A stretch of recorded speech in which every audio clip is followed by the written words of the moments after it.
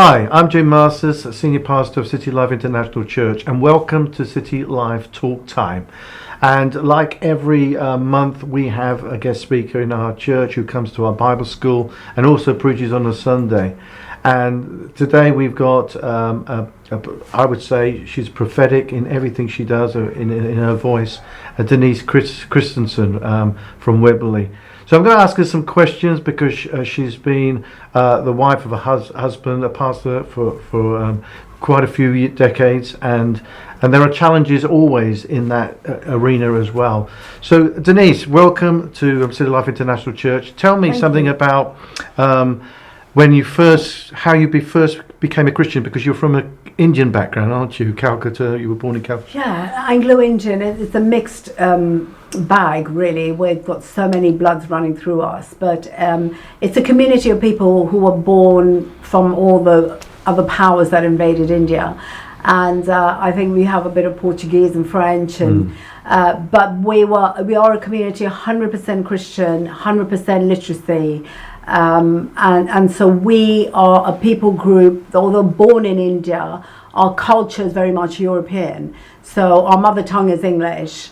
And yeah, so we were brought up like Anglicans in the High Church, St. Paul's Cathedral, all 9 of us, and went through communion, Holy Communion, at the age of 11 or 12, I think. Went through all the regular things you did, but it was a religious practice that actually had no impact on my life. Okay. So when did you really have a true connection with Jesus Christ? When did it really happen for you in that sense?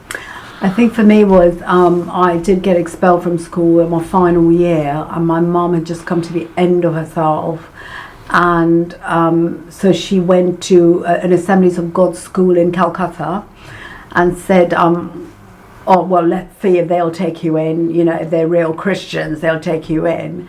And they did, and they gave me a chance. And it was, I can only say, Pastor Jim, it probably the prayers of Mark Buntain, the missionary that was, over that school, and the head teacher, who was Reinhardt's brother-in-law, Mr. Shaw. Wow. He was married to Reinhardt's sister. But, I was there to mock everything because I had no clue he would pray for us walking into assembly. He was always praying in tongues, Dr. Buntain, as we go into assembly. I can only think it was that 1 year that really changed my life in the way that changed course my life. Because in the same year, I met Ian, who's now my husband. Wow. Came out to India that same year. And I think he was, at the time, came out to India to search for answers, and because I was this carefree, I was thinking, I think he was suffering with depression, and he came out to India to find enlightenment, because the Beatles found enlightenment in India. And so he came out there, and I suppose we fell in love at an Easter dance, and he just said, I need to go and see this guru and that guru, and he went to Hare Krishna places, and because I wasn't grounded in a faith, I sort of went along with him, and then I couldn't understand what questions he wanted answered. I said, well, try me, I might be able to answer it. But he was searching, and then we fell in love, and obviously I was sitting my final exam, and then he came back to England and we corresponded, and then a few months later all his letters were like, oh, something's happened to me. There's been a real change in my life. It's personal and it's really radical. And my mum knew that he actually came from a Catholic background. And he kept saying, it's a very personal thing. I can't write in letters. You'll have to come and see it and experience it. And then he told me he'd become a born-again Christian. And my mum said, oh, I see. So he's come out to India. He's had himself a good time. And now he wants to serve God, because she was thinking in the Catholic Church. And she said, oh, now he wants to serve God. So the relation, because the Catholic priests can't marry. So he said, now he wants to become more religious on you. Anyway, that was the beginning of it. And then it was my turn to leave India to go and join the rest of the siblings in Canada. And I asked my mum if I could stop off to see him. And so it kind of I began to understand about being born again. I'd never heard of it, and I never knew what it meant. So I was being dragged to this meeting and that meeting by Ian, which really didn't make any sense to me, but I loved him. I knew I was in love with him, and I wanted to marry him. And I think my mum said, don't hold her in England, please let her go to Canada. And so and then he started corresponding with me in Canada, and I said, if you're going to quote the Bible in all of your letters, I said, don't write me another letter. But then because I loved him, Pastor Jim, I mean, love is so strong. And I did give myself opportunities to go out there, but there was something about Ian, and I suppose it's changed too. I found he was honest, gentle, loving, kind. He had all lovely traits. Did I want to go out with someone in Canada? So that's what made me then, when I told him to stop writing to me, he said, but I want to marry you. And I said, oh, well, I don't know. And so I think within 6 months, he said, well, suddenly his letters were, I found a church, I found a priest who's going to marry us. He knows that you're Church of England. And then I came back, and I think that's when my journey started. Okay. So let's go a little bit further, fast forward. So when you obviously became a pastor's wife, and so, I mean, you've gone through quite a lot with your children. You had 3 children and everything. So just give us a little bit of insight of the experiences of being a pastor's wife. What is it like? How did you get through all those massive challenges with your children and things like? Just a brief on that for us here. Yes. So I think we got married, and Ian's journey, of course, was on another level to me. I was always playing catch up because he was quite fully engaged with that, being born again, and I felt very left out. But I thought, I'm married now, I've just got to. So I was playing catch up a lot of the time, and so then we had 3 children together. The local Catholic church used to send people to our house for prayer meetings, and all of this was going. It was quite busy household, bringing up kids. The call on Ian's life was to travel. He was traveling, so I was left home with the kids, and it wasn't easy for me. As much as I wanted to embrace the born again experience, I found I didn't fully understand it. And then Ian went to Bible school. He was voted a student pastor, and the next thing we know, we've been plunged into this role as being a pastor, taking on a small church. And I was in my 20s, barely, and was pregnant with our second child, took on this role of being a pastor's wife, and I just did what I thought I needed to do, was to smile at everyone, shake their hands, never talk to anyone about your personal life and all of those things. And because I'd left my family, and I'd come here, and Ian and I were not connecting on that emotional level. It really was a struggle for many, many years. I struggled, and I struggled with people in the church. I had to bottle it all up till there came a point, and the children were in the routine, coming with us to church. They got used to having meetings in the house, people coming. They went to youth groups as they grew up, Sunday school, youth group. They all went there, went on camps and things. I can only say, Pastor Jim, by the grace of God, my children are in church today. Brilliant, fantastic. Because on the one track, I'm struggling to actually understand God. And on the other track, life was still going on, would look like normal. Till there came a point where something happened to my son, and I just thought, how is this happening? If we are God's servants and we are like the front line, how is this happening? And it was one thing after the other. I think that's when the enemy really got in with our children, that I thought, I just can't do this anymore. And I just decided to go and find God for myself, and I took leave from the church. Okay, so you had this mask on, as you said, and it was a pretense really for a while, but you were just going along. You, like you said, I love the words you used. You were catching up all the time with Ian, and then eventually you obviously found God for yourself. Really found Him. You know, even being a pastor's wife. You know, I think the viewers would love to hear.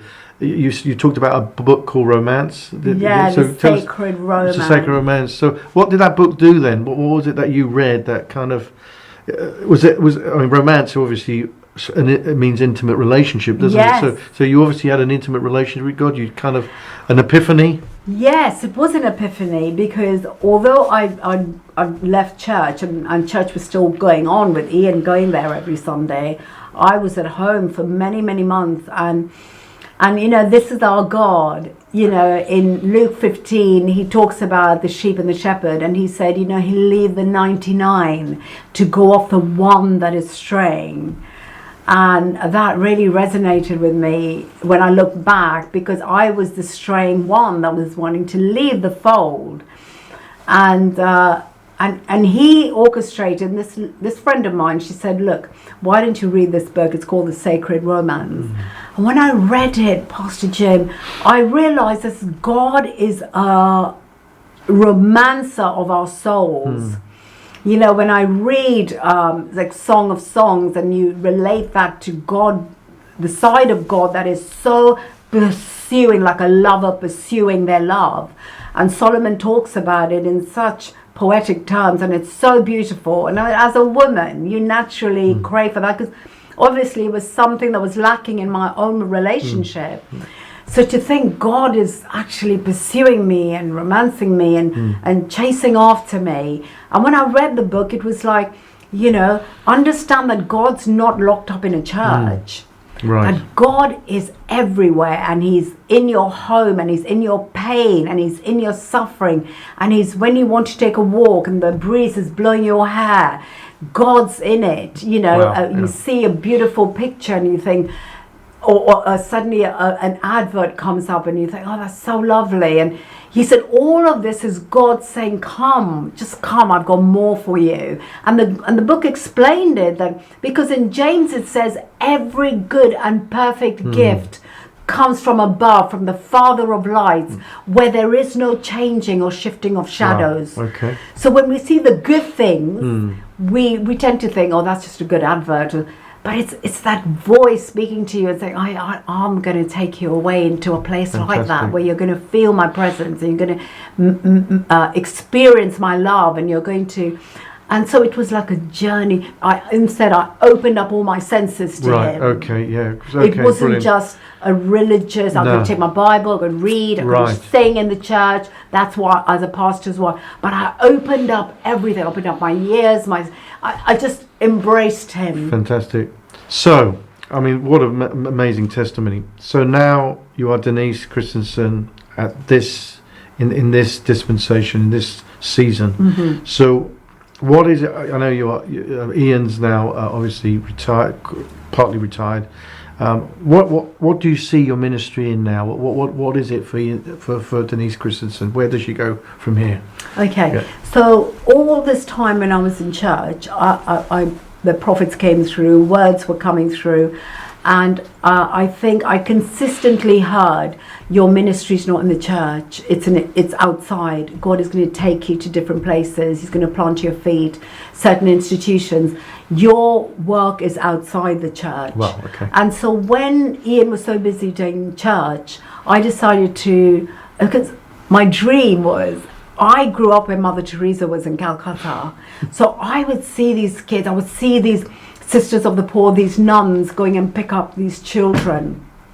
And that was a dream in me. I said, I want to be a missionary in a developing country. I want to work in an orphanage. I want to see the smiles on these kids' faces. That was always my dream. Wow. And I remember talking to someone, and they said, why didn't you just become a foster carer?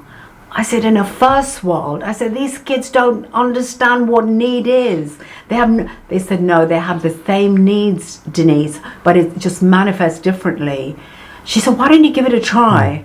So I was working at that time at Harrow School, and I decided to phone local authority, and the rest is history. I became a foster carer. You know, we did fostering. Brilliant. Over 100 children. Some are still in touch with us. Amazing. We had a lovely, one of our daughters came last 2 weeks ago, all the way from Scotland. Oh, wow. She's a mom now with kids. Great. She's a foster carer. Yeah. She's taken on a little baby from the family, and she's like 23, 24. Wow. And we were sitting in our back garden about 2 weeks ago, and she's got this little boy, and she said, I learned everything from you. And she just brought them on the train, and I thought, just for that, you think, if you made a difference in one person's life, it was all worth it. Brilliant. So I suppose my gift was to care for the people that were uncared for. And I've always had a heart for young people. Great. So everywhere that God has planted me, with the youth offending, fostering, working in high schools, I felt that's where I can really relate, because I can see myself in the naughty kids and the rebellious kids, and why they're doing what they're doing. Okay. So I've had amazing experiences out there. Okay. I'd like to thank Dennise for coming, and she's been absolutely phenomenal in terms of her ministry today on Sunday morning. And we'd just like to thank you, the viewers, on behalf of CityLife TalkTime, and myself, Jim Masters, and hoped that you enjoyed this interview, and hope you come to our church and also tap into Dennise's ministry, New Life in Tokenton in Wembley. Thank you.